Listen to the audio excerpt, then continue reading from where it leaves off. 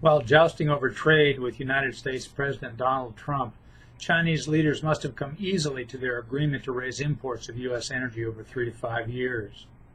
It was going to happen anyway, asserts a May 2nd energy brief from Facts Global Energy of London.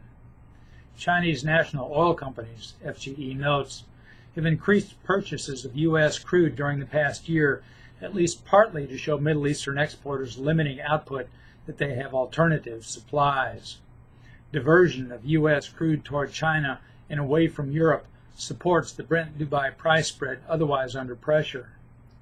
But a test comes when refiners begin cutting sulfur and marine fuel to meet International Maritime Organization rules effective in 2020.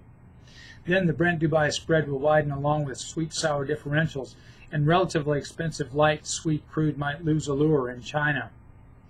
LNG buyers from China, meanwhile, recently signed purchase agreements with U.S. suppliers. They were largely absent from the first phase of LNG projects now coming on stream in the United States, FGE says. The agreement to boost energy imports from the U.S. will encourage their deal-making.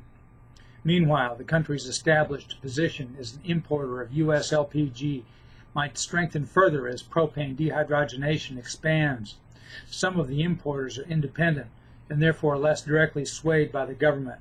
Still, FGE says, it is typically easier for companies to align with state goals, so U.S. LPG may be favored. Already a major importer of U.S. ethanol, China will need more as it tries to distribute gasoline containing 10% of the oxygen nationwide by 2020. China produces a surplus of corn but cannot build enough distillation capacity in time to meet its target. The United States is the only ethanol exporter able to fill the need. Whatever their motivation, changes in U.S. energy trade won't disturb global markets, but they do serve political and economic interests and are better than a trade war. Everyone is happy, FGE says. Get ready for rising U.S.-China crude, LNG, and LPG trade. I'm Bob Tippie, editor of Oil and Gas Journal, and that's the editor's perspective, which appeared first in text at www.ogj.com on May 25th, 2018.